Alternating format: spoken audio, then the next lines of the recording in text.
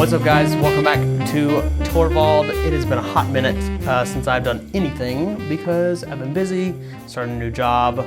You know, that's technically not new. Started it, August, and I started it in January. But yeah, guys, back with a super exciting conversation for y'all today with Curtis Rosinski. He's a young adult pastor here at Woods Edge Young Adults. And we're just going to talk about specifically today, what is the importance of young adults in the church? And so we're super excited for you to listen. Thank you for listening. If you enjoy this episode, maybe consider sharing it, send it to a friend. And yeah, love y'all. Thank you for listening.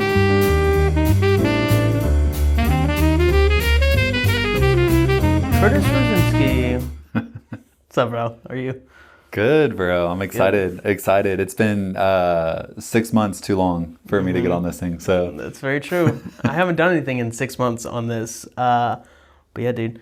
So yeah, for those of you who don't know Curtis, Curtis is a young adult pastor here at Woods Edge. You started back in January. Yeah, January 2nd. January 2nd. So we both, not technically, but I transitioned into my new position around the same time you did. So yeah, it's been super awesome getting to know you. He loves people really, really well. You love people really well. I've told you this, but so that people know, I have learned how to love people and view relationships with people in a higher regard than just doing ministry, if that makes sense. I can sometimes get caught up in like the processes and making sure that everything is good. And sometimes I forget about the why we do it and like the people. Yeah. And so did you really help me kind of help recenter and on like what's important. So I want to thank you for that. Dude, praise God. Yeah, man. So how about we give just a little bit of background for the people, who you are, where you're from, how did you get into ministry, why do you do ministry? Right. And then we'll kind of hop into the topic of the importance of young adults in the church. Yeah, let's go. Okay, cool. This will be a roller coaster because I'm like, oh, there's so many different aspects of like, there's a lot of different things. I'm 29 years old, been married for almost 2 years now to my amazing wife, Haven.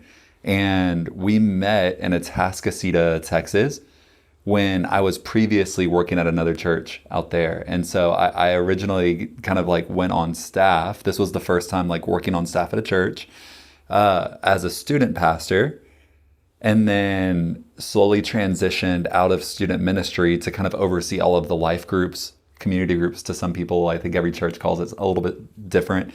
But I started to oversee our life groups, our young adults, our welcome team, and kind of like events on our campus as well. And so we were at a satellite campus. So this was a big church from here in the Woodlands and a satellite campus out there in Atascocita, and it was awesome. That's where I met Haven. It was really cool. I'll just highlight this, but she was, man, there's a Billy Graham rule. This has kind of been like something that he is always, this was one of the first things that I heard about was like, man, be above reproach. And to me, it was really significant because a lot of people would share stories about Billy Graham and the way that he always tried to stay living above reproach, about like above accusation, to where nobody would be able to like, you know, be like, oh, like you put yourself in a weird situation. This is something that could have happened. He would never be one-on-one with the opposite gender. That was just like his type of thing. Like he would never ride in a car alone with like one-on-one with the opposite gender. And it was really funny because when I transitioned to be the young adults pastor out in Atascocita, I would invite Haven, if there was ever like, you know, somebody new to the ministry that was like a woman, I'd be like, Haven, will you go to coffee with me, like, and meet this person? And so we'd all meet at coffee. And she was like who I just like practically did ministry with. And so that's kind of like what sparked our relationship, which is really cool because I got to see the way that she loved people. And yeah, dude, woman of God for sure. What's crazy about this, dude, I've only been a believer for 11 years now.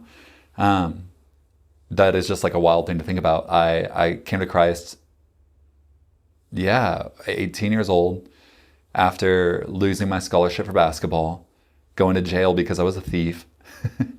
And at the lowest point of my life, like, man, God met me there and was just like, hey, I love you. You're not your mistakes. Like, I have a plan and a purpose for your life. And I was like, okay, like, I was trying to navigate life. I was like, okay, well, because of the things that happened, I was trying to figure things out on my own, and God was like, no, like I have a plan for you, and so I started seeking the Lord, and man, through just like words of knowledge, like different like moments, divine appointments, God made himself so real to me in the midst of the questions that I had, because I grew up not wanting anything to do with God because of my family.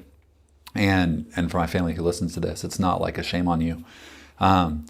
But to be honest, like I like, I don't know, I went, the church growing up that I went to was like a ultra like Methodist church. And so it was just like, dude, I'm like the athletic kid who hangs out with the wrong crowd. And so I just didn't want anything to do with church. And so I'd like try not to go.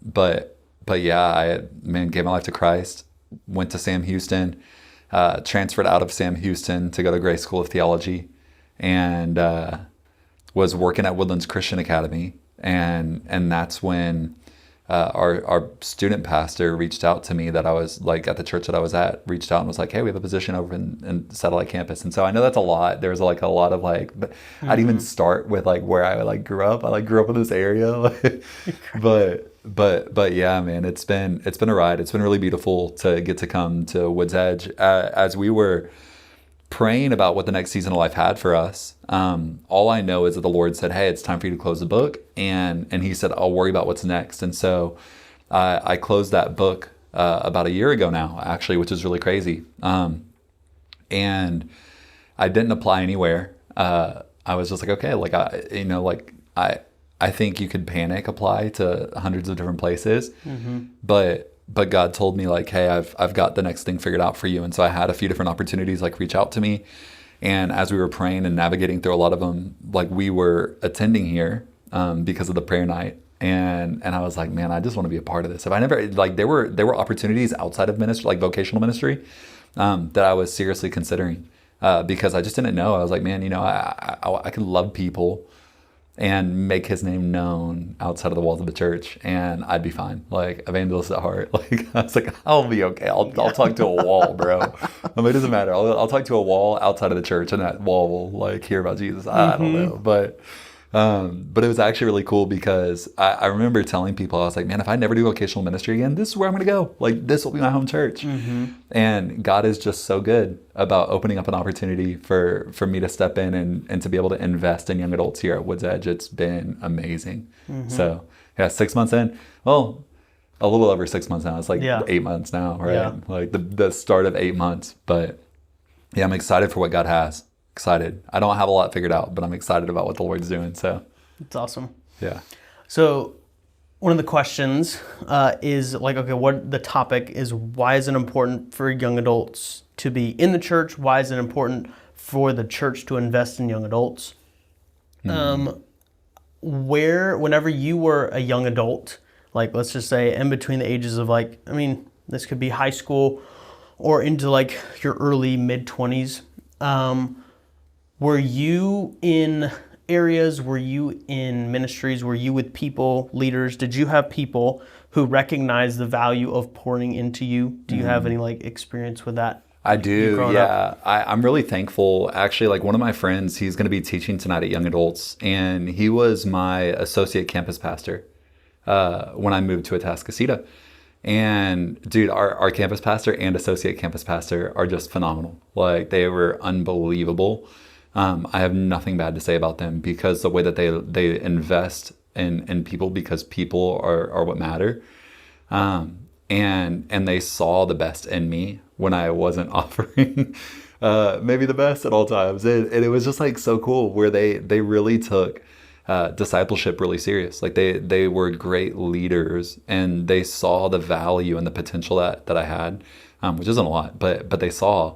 And they were like, man, we want you to be the best version of yourself. And so I would say early on, it was a really weird dynamic because yes, they're my boss, but there was this coupling of like, hey, like I actually like I want to do life with you at the same time, and I really want you to be like the best version of yourself. Like not for the job that you're in, but just to be the best version of yourself. And so they heavily invested into my life.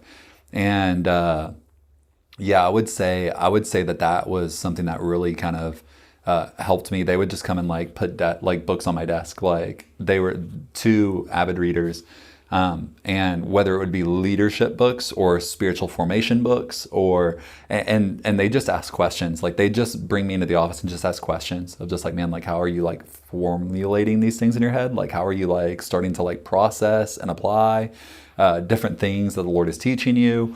And they were kind of like a soundboard for me as I'm like growing and navigating, because I will say, dude, vocational ministry is very difficult. Like it is wildly difficult because one, I'm not perfect. Like, and I think a lot of people look at pastors and they're like, okay, they've got it all figured out. And the reality of it is like, that's actually like the farthest thing from truth. Like I might have like sound theology where it's like, okay, I have like a great understanding of who God is. Like I know God's promises for my life. Like I know that there's hope in hopeless seasons. Like I know enough truth to be like, I can formulate a lot of different things, right? Where I'm just like, I have a lot of knowledge. But the reality of it is I still have my sinful flesh. And so whether that's like having to navigate difficult situations with people, like I remember when I stepped into serving, like overseeing our welcome team. I remember one of the occurrences that we had was there were some couples at the church who wanted to be like ultra invested, but they were homosexual couples. And they're like, oh, we want to serve. And like I remember like even just like having to like navigate these conversations where I'm like, oh, is this like, can this be a thing? Like, how do I encourage and challenge this person? Like, how do I point them to the Lord? How do I not just like kick them out and be like, no, like, but they're like the coupling of like truth and grace and love and equipping and serving and challenging. Like there is just, dude, people are difficult. And like, I understand that because of like my own insufficiencies where I'm just like, okay, like I understand how difficult I am. Like, dude, I'm an emotional head case. Have been for my whole life. And so I've had to navigate a lot of different things in my maturity. And yeah, dude, I praise God for the people in my life. And this is, dude, it really does take a village. I think that conversation of like, man, it takes a village. 100%. Dude, it's so real because it wasn't just those two guys who like loved me well.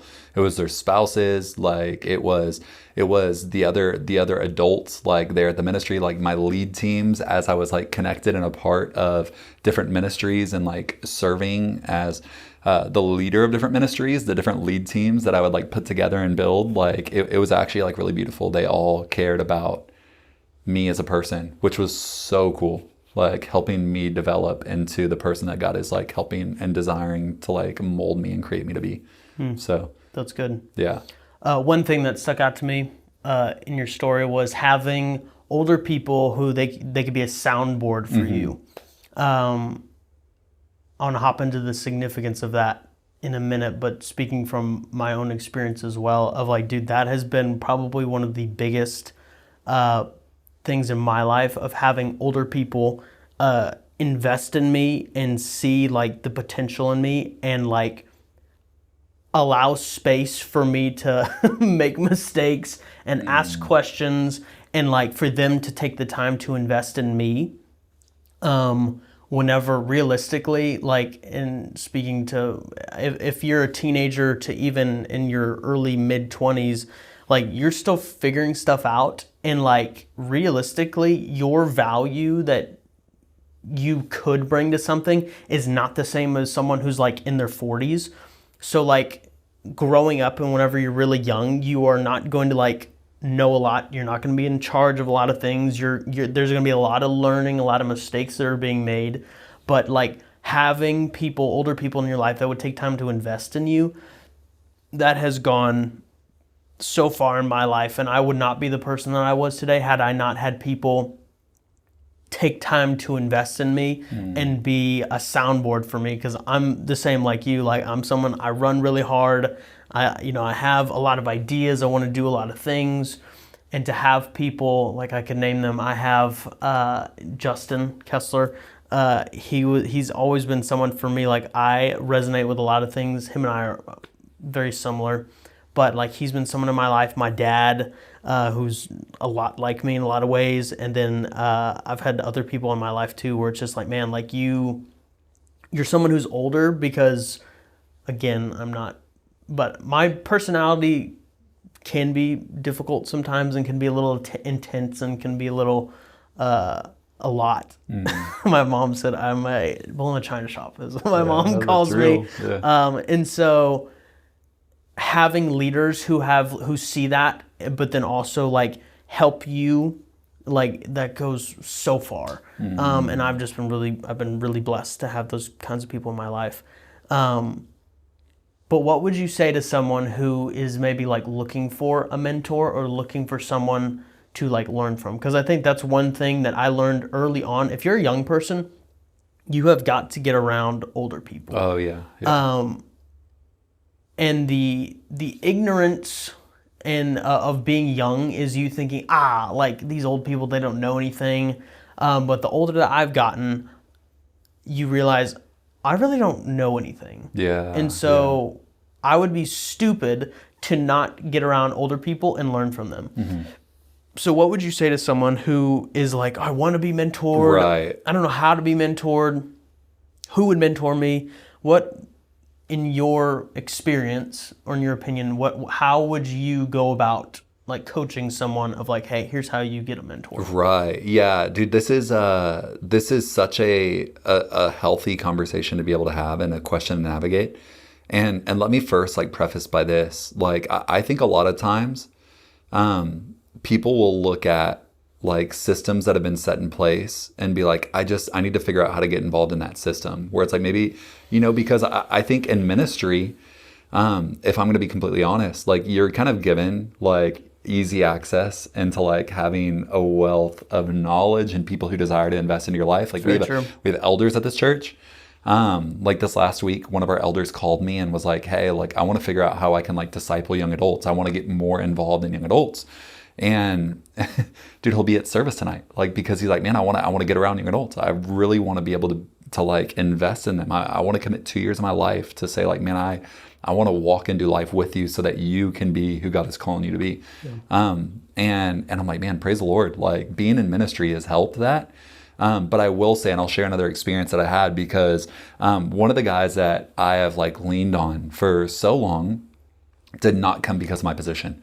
And I think that will be more practical for maybe people who are listening to this who aren't in vocational ministry. Yeah. But there was a guy named Herman, and he was actually the dad of our campus pastor, which is really wild. But so again, this like, I'm painting a picture. I'm just like, okay, like it's all about who you know. No. He was leading a men's group, and they met outside of the building every Tuesday. And they've been going for years at this point. Like they don't miss Tuesdays unless he's out of town. They still meet. It's baffling. And I remember after interacting with him, Herman, and I'm sure that for those who have encountered people like this, like, man, he's in his 70s. That man like leg presses like 800 pounds. Like, dude, this man is like a beast for the Lord. Just a beast in general, but also for the Lord. He was an Assembly of God pastor for about 30 years.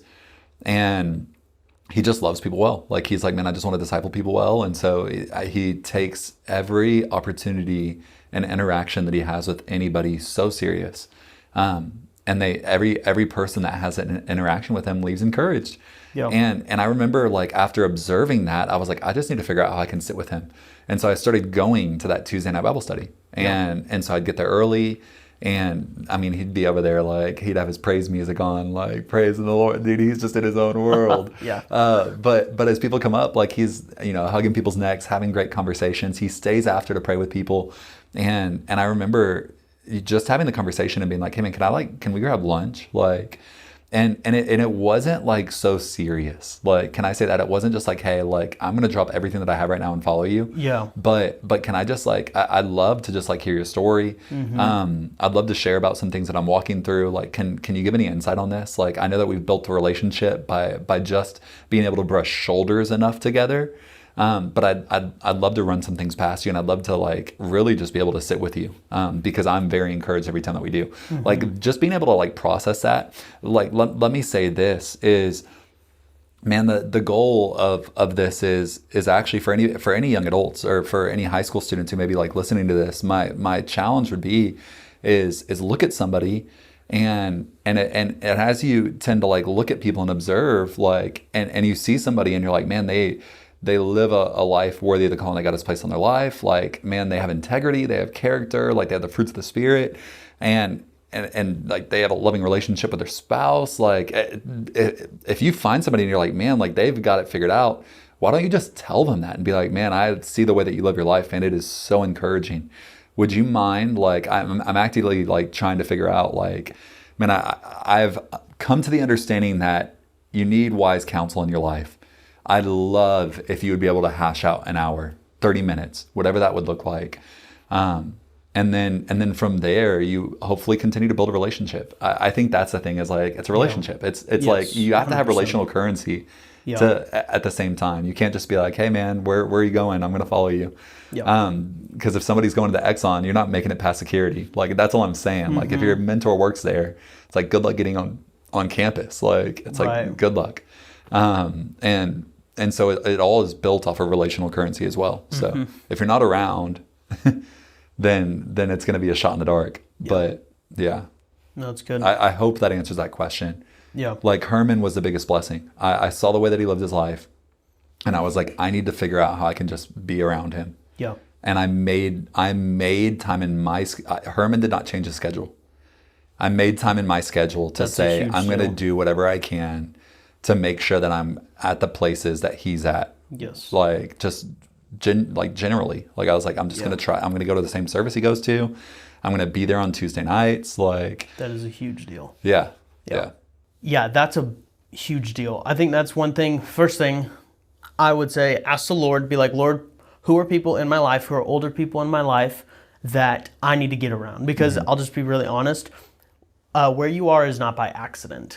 I think a lot of times we take things for granted and we're like, oh, I hate this or I hate that, or why is it this way?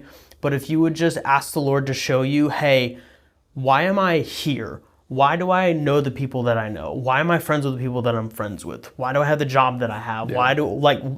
Asking those questions makes you go, oh, this is not by accident. Yeah.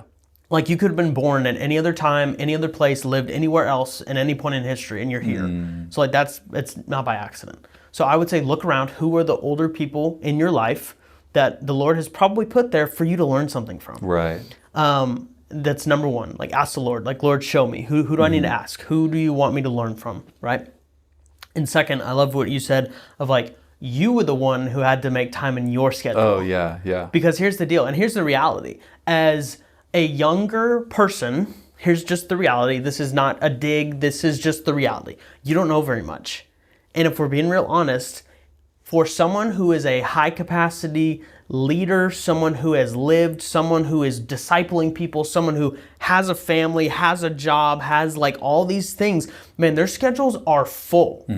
Like, being an adult, you're just busy as it is. But if you are a high capacity adult who's discipling people, who is loving on people outside of just doing your job and taking care of your family, that's a lot. Yeah. And so, this is going to sound horrible, but you have to do some serious legwork if you want to be around high capacity people. Like, that's not just going to happen. Just like, you don't get to like sit with the CEO of Exxon just because you want to. Right. Like, if you were someone in Exxon, like, no, you would have to be someone who is exceptional at their job. Right. And being like, not only doing your job exceptionally, but being exceptional in your people skills, who you know, not being a kiss up, but if you wanted to be really good and you wanted to eventually get to that guy, well, you have to, this sounds horrible, but you kind of have to be worth it a little bit. Yeah. And so it's the same thing with people, even in the church. It's the same thing with business leaders. It's the same thing. You have these young people who think, oh, just because I showed up. Okay, cool, dude. Anyone can show up. Right. But you have to make it that person worth their time. Like, that sounds horrible, but that's just the reality. Right. Like, I have to show initiative. If I want to learn from someone, I would be like, hey man, I have this question for you. Can you answer this? Yeah. Not just like, oh, hey dude, I just like to kick it with you. I think you're a cool guy. It's like, no dude, like they're busy. They got stuff they got to do. So if you can make it worth their time, then that's great. I'll use an example. Whenever I was learning how to do videography, I had no clue what I was doing.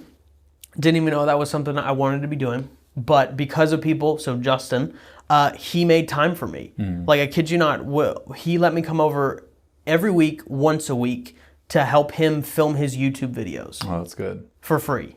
Now you could say, well, that's free labor. That's, you're taking it. No, I didn't know anything. Like, it took him longer teaching me or just showing me how to do what he was doing than it was if he just did it himself. Right.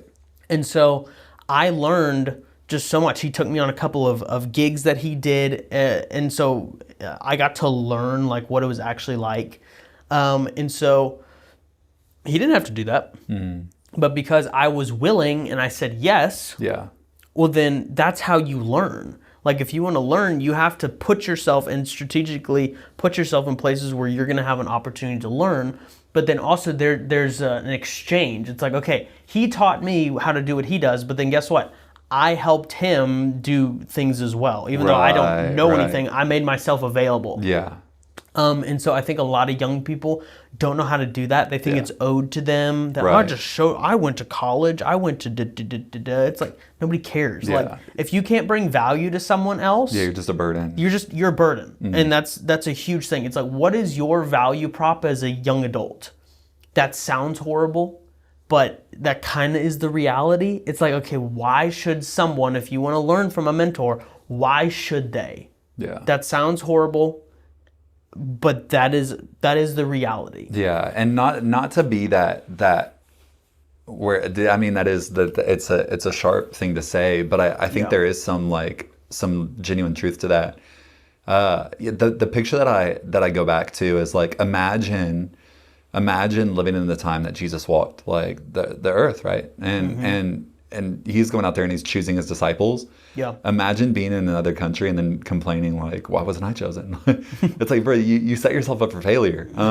Where it's like, yeah, like you were on the complete opposite side of the world. And so I think even just that reality where it's like, man, you today, as you were listening to this, here's a nugget. You are the most free right now that you'll ever be. Just realistically. Amen, brother. Like your schedule's only going to get more packed. Yes. You're going to only navigate more difficult like seasons of life. Yes. You'll probably have some kids maybe eventually in life. I don't know. Yep. But I think Paul talks about that, and he goes to talk about that reality where he's just like, hey, like, I'd love for your full attention to be here. But the moment that you get married, the moment that you have other things, like you have other devotions like that are actually like really serious, and God says you need to tend to. And so in that same way, like, and I know that's obviously a conversation of singleness, but I think also in that reality where it's like, man, like you are probably the most free right now in the season that you're in. Yeah. And so for whoever listens to this, like maybe you're in high school, like, brother, you are free. Maybe you're a young adult and you're in college. Great. Like your schedule's pretty free, I would imagine. You are not tied down to anything like wildly significant either, probably, I would imagine. But and so when thinking about the idea of mentor, it's like, man, like free your schedule if you're this serious about it. I would say that a lot of people who complain about like not having a mentor really aren't serious about trying to find one. 100%. They're looking at other people saying like, hey, you should figure it out for me. Like, brother, I'm not going to do that for you. Right. Because to be honest, I'm not going to waste his time by getting somebody who's half-hearted and doesn't even have the desire to be mentored at the feet of somebody who's going to free up their schedule to invest in you. Mm-hmm. That'll be a waste. Like, and where it's like, no, like go out of your way. Like go out of your way and do what you can. If this is serious, and let me encourage you, getting a mentor is serious. Like sitting at the feet of like elders, older people is so important. Yes. I just cherish that. Every opportunity that I get, I'm like, honestly, like I will hash my schedule out for that. Yeah. And can I even say there are some people that think that's like a cool thing? Be like, dude, I'm getting mentored by so-and-so. Dude, like, awesome. Yeah. That's you, but coming at it from that perspective is not a healthy perspective. Yeah, not at all. You have to come at that from a very humble perspective. Yeah. Like, you are not coming to like take from them to be like, oh man, I hang out with so-and-so. It's like, dude, no one cares. Yeah. Like, That's not the heart posture that you should be taking it from, of like you're just trying to get to know people and like, oh hey, check out, see who's in my phone. Like, bro, no one cares. And so what you're doing is you are hopefully coming from the perspective of you are learning from older people, so that one day, hopefully, God's grace, that you don't have to make as many mistakes as they did. Oh, 100%. You will still be making mistakes, Yeah. 100%. Yeah. I've believed the lie that, oh, if I know all these things beforehand, then man, I can't screw up and da-da-da-da-da. But it's like, no, you'll still screw up, you'll still make mistakes. But what it benefits is that you are learning. Yeah. And that you are like, okay, man, okay, that's what it looks like to be married and have 3 kids. Yeah. And still be a pastor and do the, okay, man, I got to see that up close. Like, okay, man, Yeah. these people are real people too. And I can call them because yes, 100%. now, like that's the reality Yeah. is like, oh, I've got an important decision. I've got a life altering decision that's coming up. Like I Yeah. praise God that I have wise counsel in my life. Yes. Like scripture just talks about that reality where it's like, man, if you don't have wise counsel, you're set up for failure. Yeah, what do you do? And yeah, like, so yes, that is my encouragement for young adults who don't have that is man, sit with them. Like good. go find somebody on a Sunday morning and go and sit learn. next to that person. And that's a humble thing to have to do. Yeah. Yeah. Like, even in this day and age, and even just in general, Brother, it's hard to say, I need help. Can I point out somebody in the crowd? Like there's a guy who comes here and it's not that I'm like best friends with him. I've had a few interactions with him and I'm like, man, I'm so impressed. His name's Paul. On prayer nights, he's the one who brings up like Pastor Jeff's podium. Oh yeah. And dude, he's a background guy. He shows up, but he goes to the prayer service before the prayer service. He sits there, does not mention anything. And what's so crazy is like, brother, like he is, because of like the fact that he's positioned himself rightly, like, brother, he's having conversations with a lot of the executives, the elders, and they like actually want to be a part of Paul's life. And again, like, I don't know if Paul will ever hear this, but like, can I just say like, man, like you are set up for success. Just take the step. Like, Yes. like actually be like, okay, I'm going to show up early. Like I'm going to go and get involved. Yeah. I'm going to get involved in a community group. I'm going to try to be the youngest person in my community group. Yep. So that you have people who are in stages ahead of you. Yes. And there's nothing wrong with that. Yes, Like we 100%. will help you get set up for that. 100%. If you're listening to this and you're like, actually, I do want help, and you live over here in the area, I'm going to send you to Phil Kwan.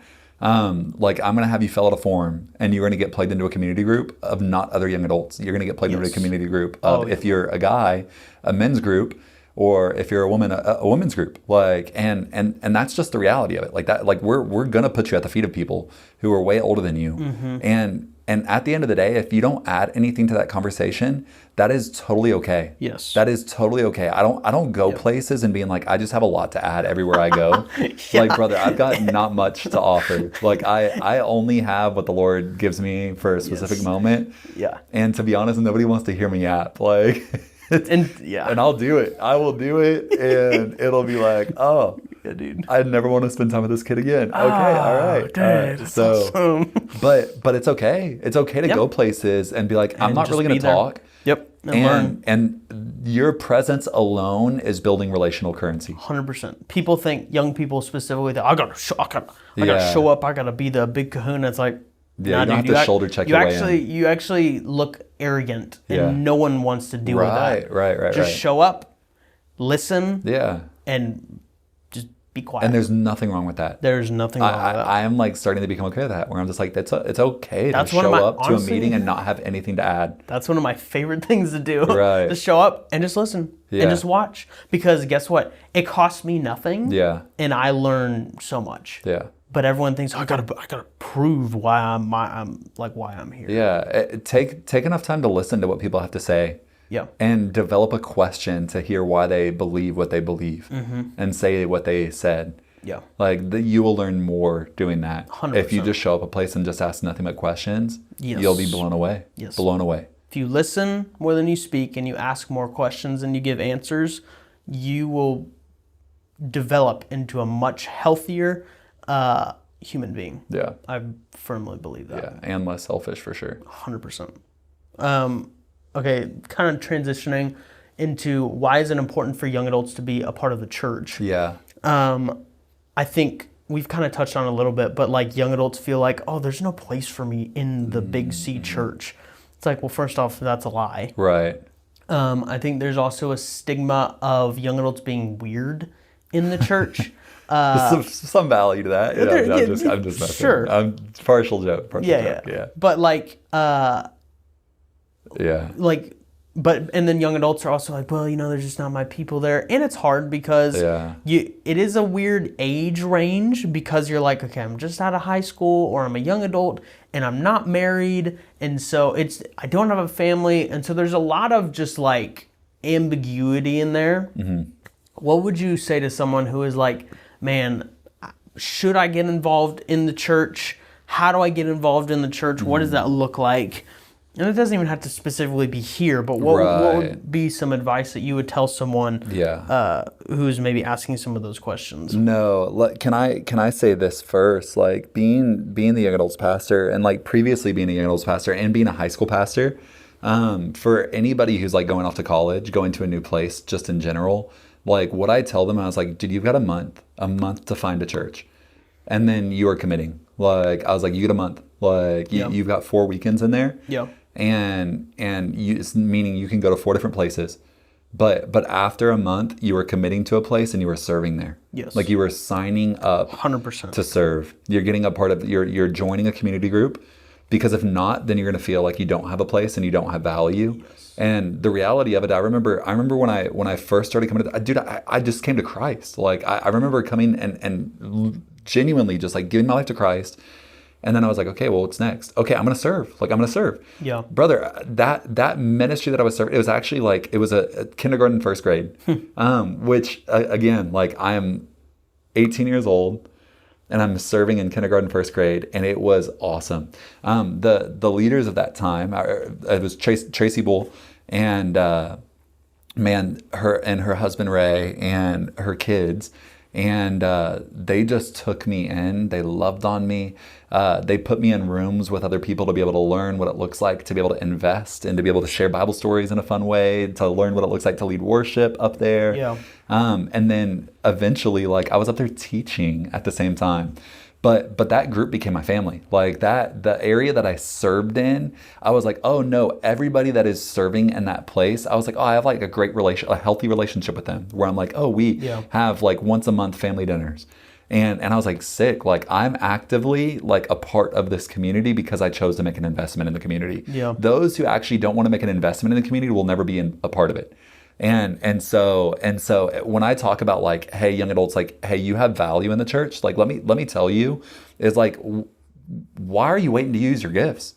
Like you because you may feel like you've been stiff-armed out, like just because that may be a feeling, or maybe that is like partial truth in reality. Like, let me say this, like organizationally, like, and I'm not talking about Woods Edge, like I'm talking about just like, man, Big C Church. Like I would imagine that we aren't perfect because we have a lot of imperfect people who are in the positions of leadership, aka me. And so we make decisions that maybe aren't God honoring every single time, or maybe aren't for the best interest of every single person every time. And maybe sometimes you may actually be overlooked. But that doesn't mean that you just give up on the Big C Church and say, all right, like I'm wiping my hands with them. I'm going to YWAM.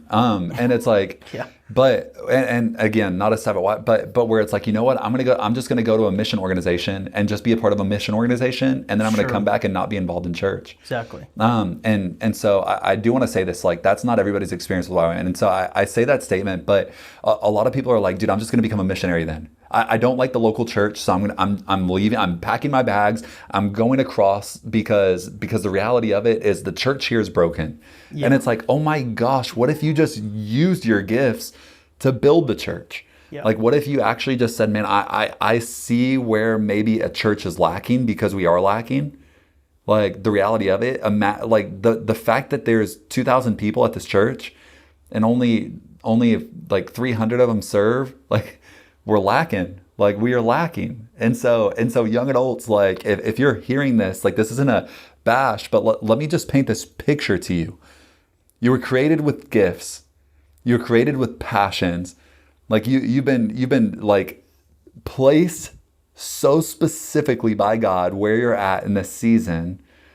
And you're telling me like there may be some issues, but you're not gonna use what God has given you to like uplift and build the church, like, man, then you've missed it. Like, you've missed it. And so young adults, like, you should be like feeling a burden to say, like, man, like, when I was a welcomes team pastor, like I oversaw all of our first impressions. Let me say this: there's for those who come on a campus, this was just Barna posted this statistic, and they said people will normally give, like, going to a new church still 2 attempts. If they have 0 like meaningful interaction after 2 attempts, they're never coming back. Yep. What? You're telling me you actually enjoy having conversations with people? Would you please, for the sake of the Lord, just stand at a door and make meaningful interactions with people? Yeah. People are like, like, that's not a real job. Brother, you know how many like people I go and meet for coffee because all I did was like actually like more than just saying, hey, good morning, being like, hey, I've never seen you before. What's your name? Man, what's your story? Did you just move to this area? Do you normally come into this store? Like, where are you from? Like, oh, that's awesome. You build like currency that then you can spend it and be like, oh, let's go grab coffee together. And so I think that a lot of people, like a lot of young adults, look at problems and they're like, hey, they need to fix it before I touch it. Yep. That is just not, that is not gonna, like, it will never be what it's supposed to be. It will never be what God desires for it to be until people start putting their hands on it and saying, 100%. I will support this and make it better. 100%. Yes. Man, dude, I will say the majority of my missionary friends, like, have to be honest, they've left the church because of a bad experience and then left. And I'm like, man, what would the church look like if you just like committed hard to saying, I'm going to make this situation better than it is today. 100%. And so I hope that you listen to this, and this isn't a bash at missions. I love missions and I love YWAM. But man, it breaks my heart when people look at problems in the church and they say, yeah, they just don't have it figured out. I'm going. Yeah. Oh, that is just not God's heart. No. God's heart is like, it's time for you to take control, like start, like, hey, let's get involved. Like, we need you to be who God has called you to be and created you to be, where 100%. God has placed you to be. 100%. And so this is on you. I will never say to a young adult, like, I'm not gonna be like and dude, it's so hard. When I was a young adults pastor previously where I was, it was kind of nice because I was overseeing welcome team and community groups. Dude, every week I'd get up and be like, hey, you gotta get involved in everything. And I've started it's really funny because I'm not in that role right now. I'm just over young adults and I love it. But I will say, it's just like, man, like, stop waiting for somebody to coddle you. Like, will you just sign up because you're like, man, I'll get involved here. Yes. Your connection is not my fault. Your disconnection is not my fault. You're as connected as you want to be. And let me just plead and say, like, if you see a problem, it's your problem. That's a statement, right? Where it's like, man, like, we can't look at problems and say like, oh, they've got problems. If you see a problem, it's your problem. And so you should feel that burden. And so when things aren't awesome, that's on you as well. Well, that one probably stings. Yeah, it's a humbling thing to say. You know, I learned this with one of my previous student pastors. He said, man, like, everywhere that you go, you make the place better than when you arrived. Found it. Yeah. Yeah. And it stuck with me because I started to see people who actually like did that. And I was like, wow, like, you know why it's really healthy? Is because everybody is carrying the burden of saying, like, no, we care about this. Like, we are locked arms. It's not the pastor's like ministry. It's our ministry. Man, like, that's what it looks like. And so, yeah, that's my encouragement and challenge. Yeah, no, 100%. Everything that you just said is, that's spot on. Yeah, and that specifically is something that and you know me, there are very few things that fire me up and get me like excited and also very like passionate in terms of like what should be important to people. Dude, the local church is the only thing worth building. Like, if we're just being real honest, like, okay, cool, you could go be really good at your job and provide for your family. Awesome. Right. Great. Right. You could be really good in school. Awesome. Great. You can build an incredible family, incredible relationships, incredible friendships. Awesome.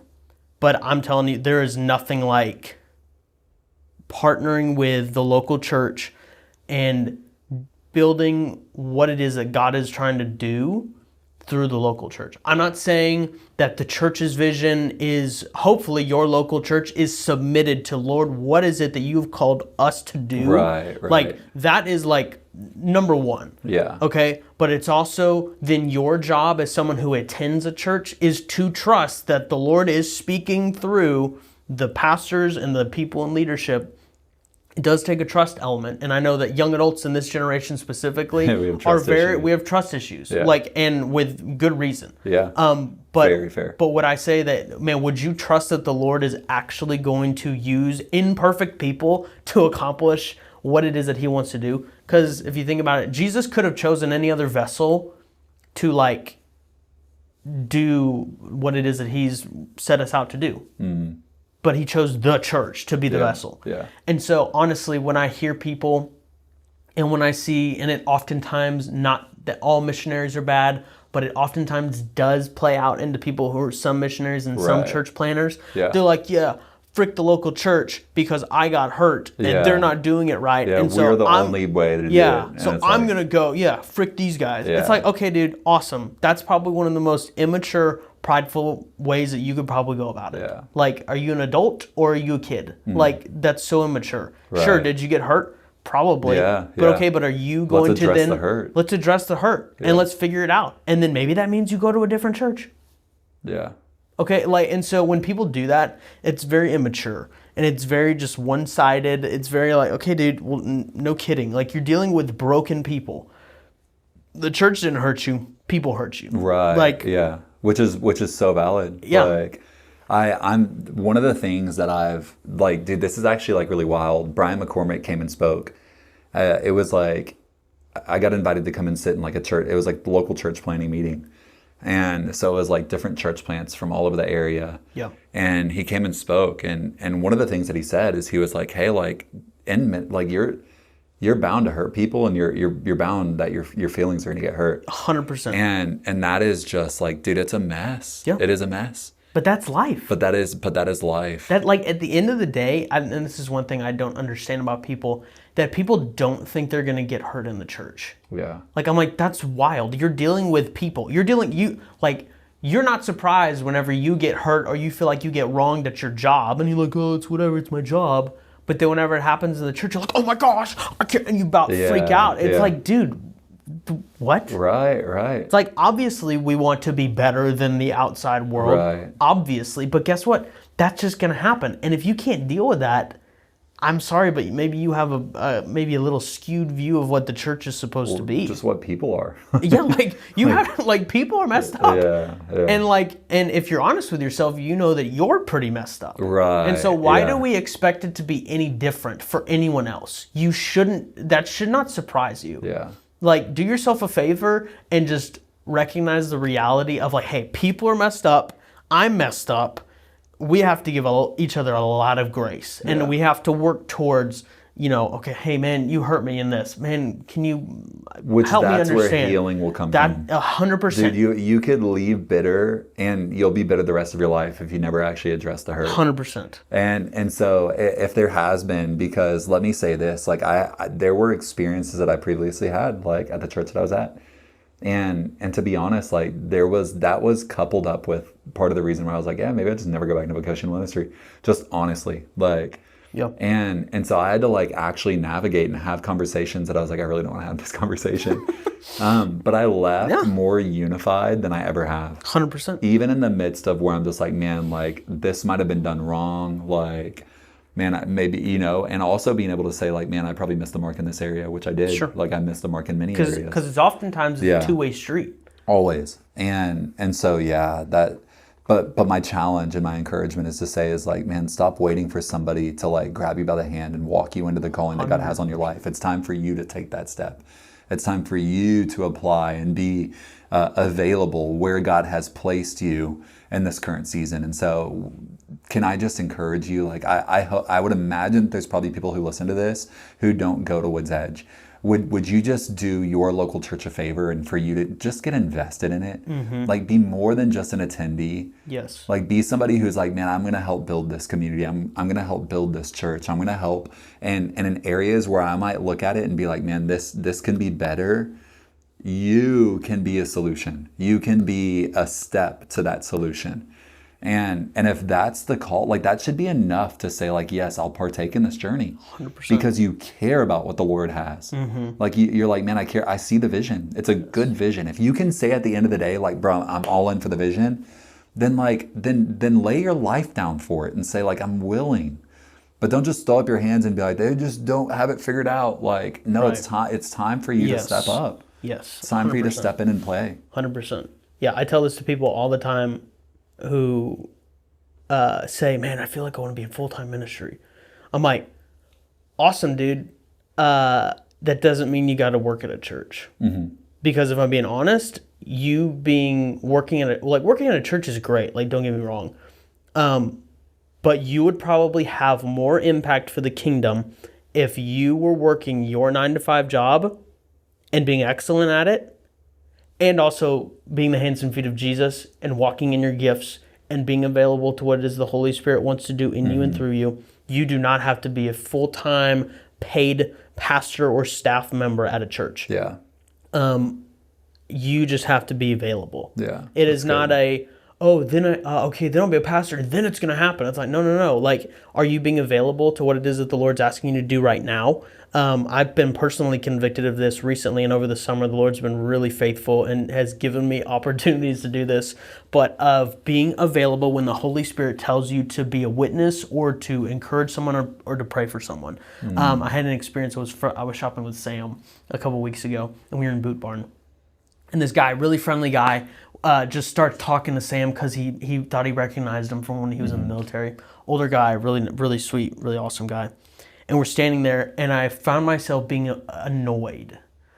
Like, we stood there for probably 20 minutes talking to this guy. Mm-hmm. And I found myself getting annoyed. I'm like, I'm trying to shop. I'm not trying to, like, da-da-da-da.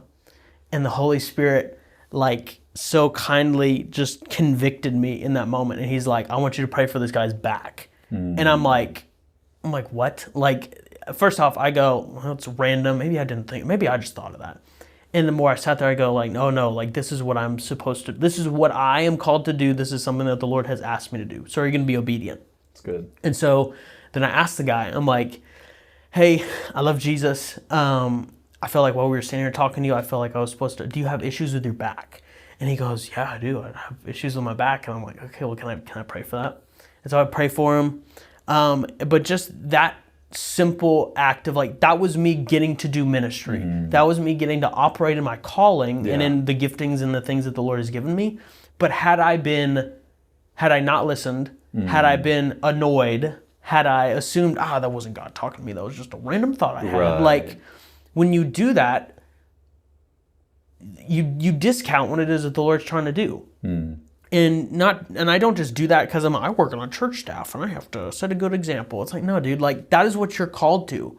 But if you don't allow the Lord to do that in you, well, then you're not opening yourself up to be a vessel. Mm-hmm. And so I tell people this all the time of like, you need to serve. Like, I hate hearing it, but whenever people are like, well, I don't understand. I don't feel like I'm connected. It's like, I'm sorry, but like, that's your fault. Yeah. You haven't put in the work and you have not said, hey, I'm not coming to church to be a consumer. I'm coming to be a contributor. Yeah, that's good. I'm going to come and I'm going to give myself and lay down myself to love people and to serve, because that's what Jesus did. Yeah. Jesus didn't show me like, I'm God, come serve me because y'all are all idiots. It's like, no, he came and he died so that we could have freedom. Yeah. He came and served the lowest. He came and He healed the lepers. He took care of he washed his disciples' feet. Like all of those things, he came and served. And so it should not be far from us to be the servants, Yes. to be the people that love Yes. people and Yes. serve people. Because if we Yeah. don't, then what gospel are we living in? Yeah. What Christianity are you living in if you are not loving people and if you're not being available to what it is the Lord is trying to do in you and through you? And if you're not, I'm sorry, but that's selfish and that's immature. Yeah. Yeah. Yeah. You have value. Yes. You do have value. And to be honest, like I think the church, like Big C Church, I would say that the reason why so many young adults are so discouraged at just the state of the church is because a lot of people aren't giving young adults like a voice in the church, and they're just like, it's just like the way that it's been for the longest time. Sure. And Or there's been no young adult yeah. involvement. Right. Or even just adult involvement Yeah. in general. But you can change that. Yes. You can change that. Let me tell you, would you just be, if God is opening up the door for you to be on the welcome team, would you be the best welcome team volunteer Yes. that they have ever had? Yes. Like, God will give you favor. Like, and the reality of it, like I remember one of the volunteers that, dude, again, total God move. But when I took over the welcome team, there was a guy that I was like, man, I really want this guy's involvement. His name was Matt. He's taller than I am. So cool. That's wild. Yeah, married, has like 3 kids, and I was like, man, like I just think he would be a great asset and value.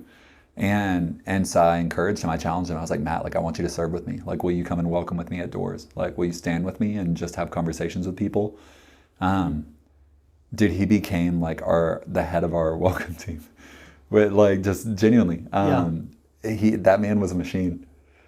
People would come up to me who have never been at the church before and been like, man, I came in because I would wear like a name tag and it'd say like staff on there, and people would be like, man, and the conversations that I would have with people when I started to find out like if they were new, I'd be like, man, how was your experience? Like, did you have any meaningful interaction with anybody? And everybody would be like, Matt, like that guy. They'd point it out, like the tall guy. I'm like, go. yes, that's Matt. Praise the Lord. That's awesome. But because of the way that he loved them, they were like, yes, like I'm actually going to get involved and connected. Yeah. And who are we? Like, bro, we're here to plant seeds and to water. Who are we to say like, nah, like we're just not going to be involved in that? Yeah. Like, what a shame would it be? Yep. Like, what a shame would it be to not have enough farmers to toss seed? Yeah. And to believe that God is going to be faithful and to bring the 100%. harvest that He desires to bring. That's really good. And so I'm very passionate about saying this. Is just like, man, like even if maybe your voice isn't valued, your hands will be. And let me tell you, like God will Yes. really honor you if you say, I will commit to a place that maybe I might not have the authority to have a voice in this situation at this time. I'm still going to be a faithful servant. Yes. Like God will honor and bless you. Like you will leave more satisfied, fulfilled. Like you'll be excited about what God is doing. Like, yes, it may be difficult at sometimes, but to be a part of what God is doing, to reach communities and man, to disciple people and to sharpen people and to help people be who God is calling them to be. There's no greater joy to be involved in that than anything else. And so, I'm just really passionate about that. It's time for us to turn our affections towards the local church. Yes. Like God is good. Like, Yeah. I've been reading Acts chapter 16. The first convert in Philippi, at least that we know of, is Lydia, and church started in her house. Like she was pierced to the heart, she was baptized, and it was Timothy and Paul that were there ministering to her, and then she welcomed them into her home, and then that's kind of like the end of the story for us, like that we see, but then eventually when Paul writes to the church in Philippi, how stinking cool! Like it's not a rebuke, it's thankfulness. Of being like, man, we just thank you for the fact that y'all have like partaken and not just been consumers, but y'all are partakers in the gospel. Yeah. Like, man, y'all been doing a great work for the gospel, and he thanks the church. But one of the things that I'm like so blown away of is it started from nothing, and the reality of it is like, man, we should just have this view of saying like, man, how can we just support the local church in a community? Because at that time, like the local ecclesia, like there was a question that was asked to me the other day. How should like just believers in general, how should believers have relationship with an unbelieving community? I wanted to word that right, but the premise of this question was like, man, how should Bible believing Christians interact with an unbelieving community? And for a lot of us, like, let me say this, is like we have like this model. I think the American church is like, hey, we build churches and people will just come, and we throw events to get people into churches. And it's like, shout out to y'all. But that is not what I read in my Bible. It's really not.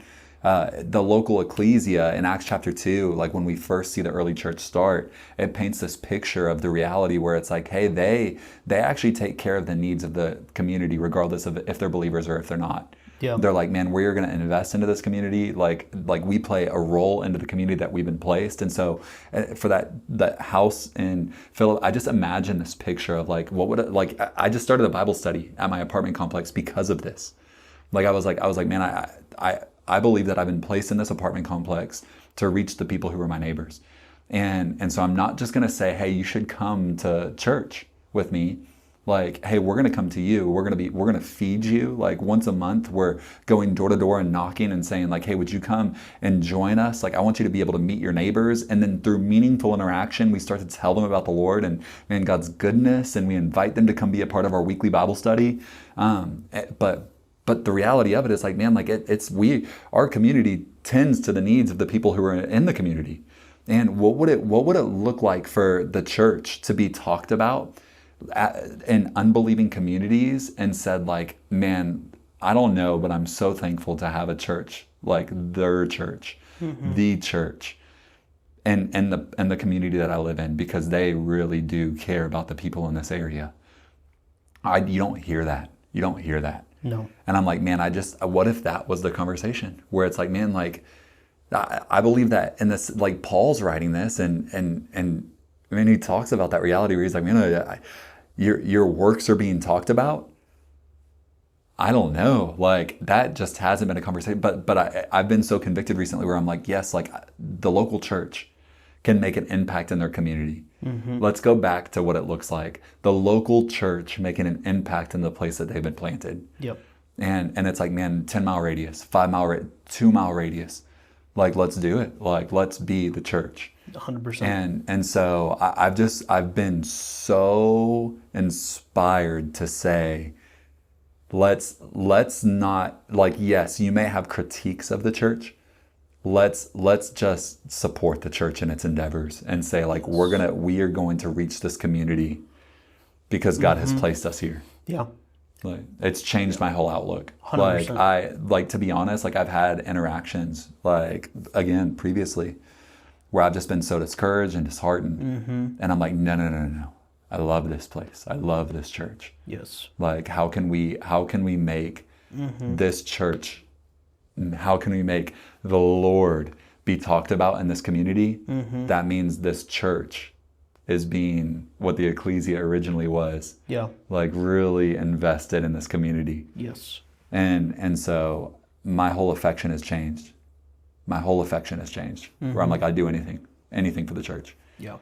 Like, and so I hope that whoever is listening to this would be encouraged and challenged to say, man, you have a role to play. You have a role to play. And if you have questions, like reach out. But it's time for you to be a solution and not just another question mark on your head. It's time for you to be like, not throw your hands up in the air and say, I don't know, and be like, okay, I will take a step of faithfulness. Yeah. That's when we'll see God really bring revival to this church and to this community. That's so good. Yeah. That's good. Yeah. Well, Kurt, thank you for coming on and sharing your heart for young adults, for the church. I think it's more valuable than you think it is. So thank you for your leadership. Thank you for the way that you build up and encourage people around you. And yeah. Can I preface? Can I say this one more time? Sure. I really like. I know that when I was talking about missions, it was sharp, and I really want to say this. Like, my best friends are people who have like devoted their life to missions.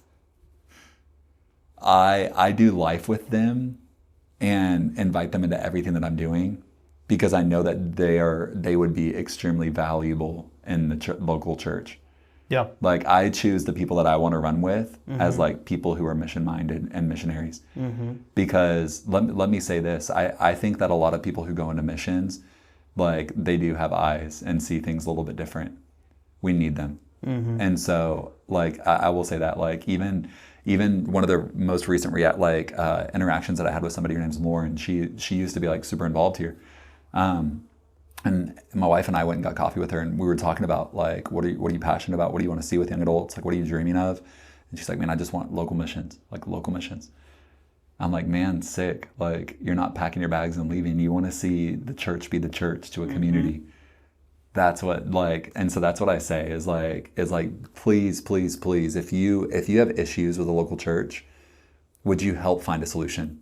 I've had too many interactions with people who have been so bitter and they just toss all of the things. Like, dude, I'll say I've seen people like burn out their faith because 100%. they went to a mission, like they got involved in a mission organization, they come back, they're super unsatisfied, so they actually like don't get connected to any church. Yeah. And I'm like, man, like, you have so much value.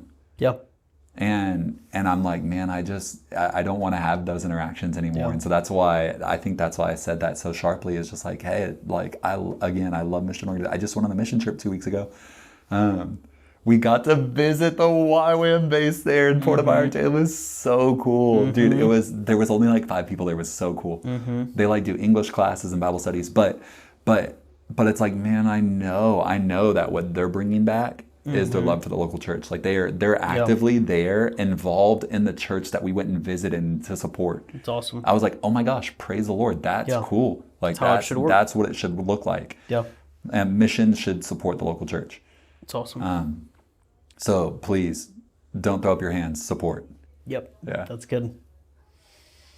All right. Well, y'all, thank you for listening. If you have made it to this point, you're a real one.